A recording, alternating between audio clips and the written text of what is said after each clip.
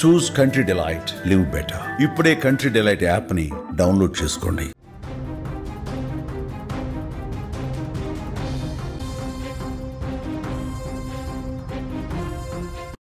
చేవెళ్ల మండలం Mirzaguda tipper bus ప్రమాదంలో మరణించినటువంటి ముగ్గురు అక్కా చెల్లెలకు అంత్యక్రియలు పూర్తయిపోయాయి. ఈ ప్రమాదం మొత్తంలో కూడా అత్యంత విషాదకరమైనటువంటి సంఘటన ఈ ముగ్గురు అక్కా చెల్లెళ్ళు మరణించడం. పోస్టుమార్టం అనంతరం తాండూరు పరిధి యాలాల్ మండలం పెరకంపల్లిలో చనిపోయినటువంటి తనుష, సాయిప్రియ, నందిని మృతదేహాలకు కుటుంబీకులు అంత్యక్రియలు నిర్వహించారు. అక్కా చెల్లెళ్ల అంతిమ యాత్రలో భారీగా గ్రామస్తులు కూడా పాల్గొన్నారు. చివరి చూపు చూసేందుకు గ్రామం మొత్తం కదిలింది. వారి తల్లి వెళ్ళిపోతున్నారా బిడ్డలారా అంటూ గుండెలు పగిలేలా కన్నీటి వేడుకలు పలికింది. వచ్చిన స్థానికులందరూ కూడా అయ్యో ఎంత పాపం జరిగిందే, ఎంత ఘోరం జరిగిందే అంటూ అక్కడికి వచ్చిన స్థానికులు పెడుతున్నటువంటి ఏడుపులు, ఆర్తనాదాలు ఆ ప్రాంతమంతా కూడా ఒక్కసారిగా విషాద ఛాయగా మార్చేసింది.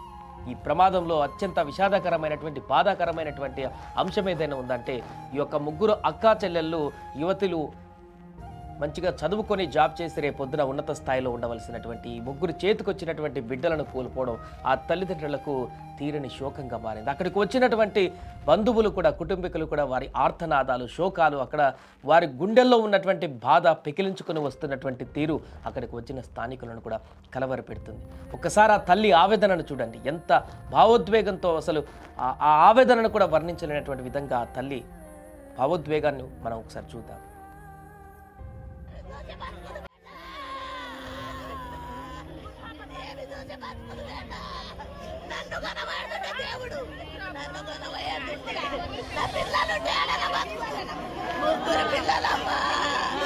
ముగ్గురు పిల్లలమ్మా ఏడో దొరుకుతారమ్మా. దేవుని గుడికి మన్ను వాసిందా ఒక్కపోతుంది ఉపసం సంబంధం 5 మందిని కానీ నేను ఇప్పుడు ఎవరికి చెప్పుకుంటూ నా పిల్లలు చూసి బతుకులు వేట, ఏమి చూసి బతుకులు వేట. నన్ను కొనవాడుతుంటే దేవుడు నన్ను కొనవయ్యాడుంటే నా పిల్లలు తేడగా బతుకుతాను.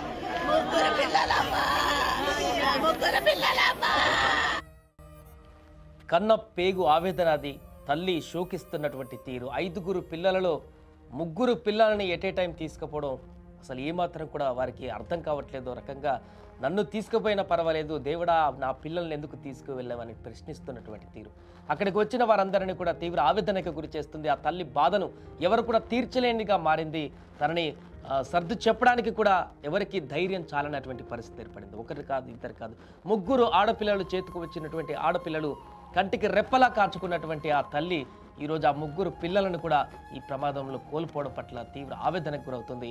ఇంకా ఆ దేవుడి పైన కోపాన్ని రగులుస్తుంది. నన్ను తీసుకువెళ్ళినా పర్వాలేదు, నా పిల్లలని ఎలా తీసుకువెళ్ళా, 3 పిల్లల్ని ఎట్ ఏ టైం కోల్పోవడం ఏంటనేటువంటి ఒక బాధను, ఆ తల్లి ఆవేదనను అక్కడ వెలుబుచ్చుతుంది. తల్లితో పాటు అక్కడ తండ్రి కూడా తీవ్ర శోకంతో బాధపడుతున్నాడు.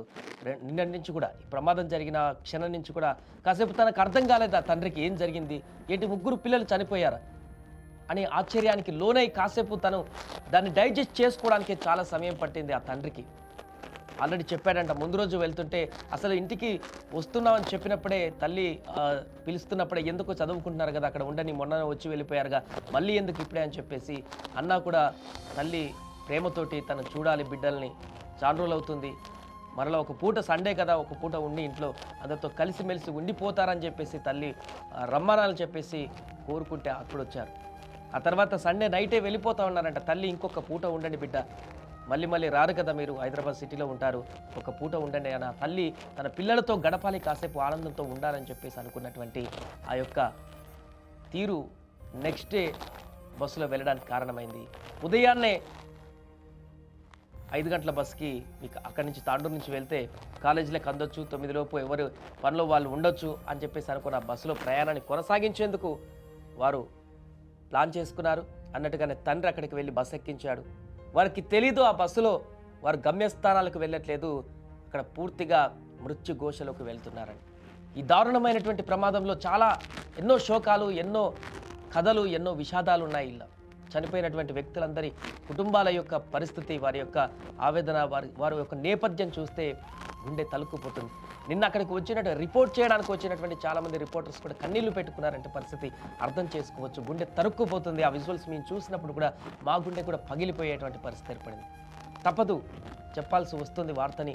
కానీ ఎంత దారుణమైనటువంటి ప్రమాదం అంటే ఇది. అక్కడ జరిగినటువంటి ప్రమాదం తాలూకా వీడియోలను యూట్యూబ్ గైడ్లైన్స్ ప్రకారం చూపించలేం, కానీ ఆ యొక్క విజువల్స్ కనుక చూస్తే పూర్తిగా మనసు చెలించిపోవడమే కాదు, అసలు 2-3 రోజుల పాటు ముద్ద కూడా దిగినటువంటి పరిస్థితి. అంత దారుణమైనటువంటి ప్రమాదం. ఆడపిల్లలు, చిన్న పసికందు తల్లి ఆలింగనం చేసుకొని కాపాడడానికి ప్రయత్నించి అలాగే పట్టుకొని చనిపోయినటువంటి దుస్థితి ఆ బస్సులో ఏర్పడింది. కంకర కింద పడిపోయి అలానే ఉన్నారు వాళ్ళు సమాధైనట్టుగా. ఇక ఈ 3 ఆడపిల్లలు ఉదయం లేస్తే కాసేపు అయితే కాలేజీలకు వెళ్ళి అందరు ఫ్రెండ్స్తో హ్యాపీగా కాలేజీలో గడుపుతూ క్లాసులు వింటూ ఆ తర్వాత రోజువారీ కార్యక్రమాలు చేసుకునేటువంటి పరిస్థితి ఉండేది. కానీ అలా రాయలేదు, వేరేలాగా మార్చబడింది రాత.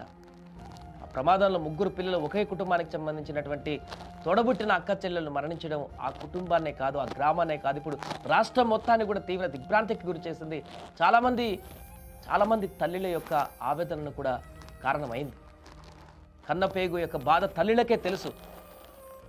9 నెలలు మోసి కన్నినటువంటి ఆ తల్లికే తెలుసు ఆ యొక్క బిడ్డల యొక్క బరువు, బాధ. అందుకే ఈ 3 ఎట్ ఏ టైం ఒక తల్లి కన్నపేగు నుంచి వచ్చిన 3 పిల్లలు ఒకేసారి చనిపోయారనేటువంటి వార్త తెలుగు రాష్ట్రాల్లో కాదు యావత్ దేశంలో ఉన్నటువంటి తల్లులందరినీ కూడా శోకింపజేస్తుంది. వారి యొక్క ఆవేదనకు కారణమవుతుంది. ఈ యొక్క దారుణమైనటువంటి ప్రమాదం ఇలా చేసింది ఏంటి, ఒక తల్లిని ఇంత దారుణమైనటువంటి పరిస్థితికి తీసుకువెళ్ళింది ఏంటని కూడా ఆవేదన వ్యక్తం చేస్తున్నారు. ఏదేమైనా కూడా మొత్తానికి అంత్యక్రియలు కూడా పూర్తయిపోయాయి. అక్కడ తీవ్రమైనటువంటి భావోద్వేగంతో కన్నీటి పర్యాంతంతో తుది వీడుకోలు పలికారు అక్కడికి వచ్చిన వాళ్ళంతా కూడా.